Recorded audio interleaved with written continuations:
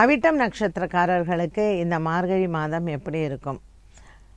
சனி பகவானின் பெயர்ச்சி அவிட்டம் நட்சத்திரத்திலிருந்து கும்பராசிக்கு செல்கிறார். கும்பராசியில் இருக்கக்கூடிய அவிட்டம் நட்சத்திரக்காரர்களுக்கு ஜென்மச்சனி, மகர ராசியில் இருக்கக்கூடிய அவிட்டம் நட்சத்திரக்காரர்களுக்கு ஜென்மச்சனி விடுதலை. ஆகவே இரண்டு ராசியிலும் இருக்கக்கூடிய இந்த நட்சத்திரக்காரர்களுக்கு இரண்டு விதமான பலன்களும் எதிர்பார்க்கலாம்.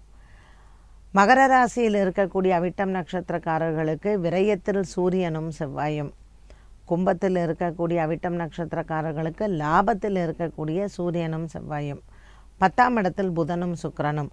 இப்படி மகர ராசியில் இருக்கக்கூடிய அவிட்ட நட்சத்திரக்காரர்களுக்கு ஒரு விதமான ஒரு மனக்குறைகள் தீரக்கூடிய பலன்களாகவும், கும்பராசியில் இருக்கக்கூடிய அவிட்டம் நட்சத்திரக்காரர்களுக்கு சனி பகவான் அவிட்டம் நட்சத்திரத்திற்கு வரக்கூடிய இந்த காலகட்டத்தில் இவர்களுக்கு ஒரு சில உடல் உபாதைகள் ஏற்படலாம்.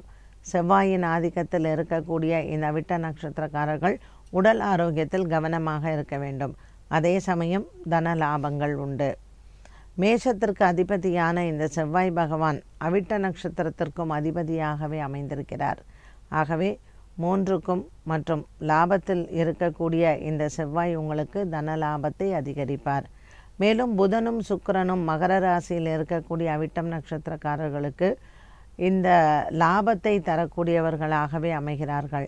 சுப விரயங்களை எதிர்பார்க்கலாம் அவிட்ட நட்சத்திரக்காரர்கள் மகர ராசி நேயர்கள்.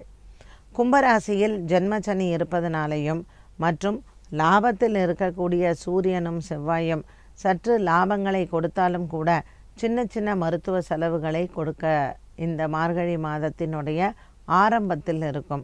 சுக்கிர பகவானின் மாற்றம் உங்களுக்கு புதனுடன் சேர்ந்து இருக்கக்கூடிய இந்த காலகட்டத்தில் நல்ல விதமான சில மாற்றங்களை எதிர்பார்க்கலாம். தொழில் சார்ந்த விஷயங்களில் கும்பராசி நேயர்களுக்கு 10க்குடைய இந்த செவ்வாய் பகவான் லாபத்தில் இருப்பது, தொலைதூரத்தில் நீங்கள் வேலைக்கு செல்வது மற்றும் அரசு வேலை எதிர்பார்ப்புகளுக்கு வருவது, வங்கி சம்பந்தப்பட்ட வேலைகள், வங்கி சம்பந்தப்பட்ட பிரச்சனைகள், இது அனைத்தும் தீரும்.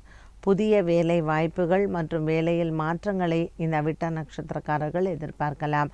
பரிகாரமாக சனிக்கிழமையில் ஆஞ்சநேயரை வழிபாடு செய்ய மற்றும் ஞாயிற்றுக்கிழமைகளில் ராகு காலத்தில் துர்க்கையினுடைய வழிபாடு சிறந்தது.